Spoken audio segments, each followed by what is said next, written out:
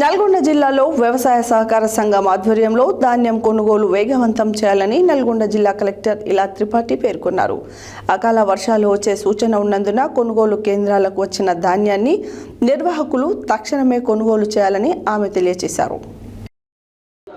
నకరికల్ మండలం గోరింకలపల్లిలో ప్రాథమిక వ్యవసాయ సహకార సంఘం ఆధ్వర్యంలో ఏర్పాటు చేసిన ధాన్యం కొనుగోలు కేంద్రంలో కొనుగోళ్లను వేగవంతం చేసి వారంలో కొనుగోలు పూర్తి చేయాలని జిల్లా కలెక్టర్ ఇలా త్రిపాఠి కొనుగోలు కేంద్రం నిర్వాహకులను సంబంధిత శాఖ అధికారులను ఆదేశించారు. బుధవారం ఆమె గోరింకలపల్లిలో ఏర్పాటు చేసిన ధాన్యం కొనుగోలు కేంద్రాన్ని ఆకస్మికంగా తనిఖీ చేశారు.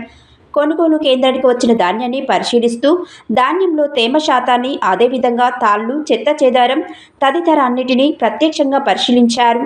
అకాల వర్షాలు వచ్చే సూచన ఉన్నందున కొనుగోలు కేంద్రాలకు వచ్చిన ధాన్యాన్ని నిర్వాహకులు తక్షణమే కొనుగోలు చేసి మిల్లర్లకు పంపించాలని చెప్పారు.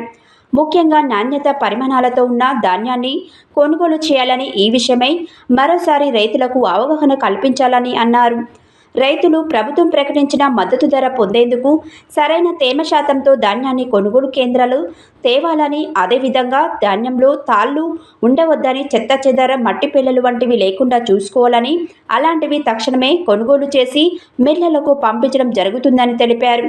వాతావరణ శాఖ హెచ్చరికల నేపథ్యంలో అకాల వర్షాలు వస్తే కొనుగోలు కేంద్రాలలో ఉన్న ధాన్యం తడిసిపోయేందుకు అవకాశం ఉందని, అలా కాకుండా నిర్వాహకులు ముందస్తుగానే అవసరమైనన్ని టార్పాలిన్లను సేకరించుకొని అందుబాటులో ఉంచుకోవాలని, ఎట్టి పరిస్థితుల్లో ధాన్యం తడవకుండా చర్యలు తీసుకోవాలని ఆదేశించారు.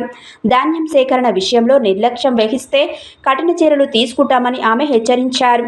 జిల్లా కలెక్టర్ వెంట ఇన్ఛార్జ్ రెవెన్యూ అదనపు కలెక్టర్ నారాయణ అమిత్, ఆర్డీఓ అశోక్ రెడ్డి, పౌర సరఫరాల జిల్లా మేనేజర్ హరీష్, జిల్లా సహకార అధికారి పత్యానాయక్, తహసీల్దార్ తదితరులు జిల్లా కలెక్టర్ వెంట ఉన్నారు.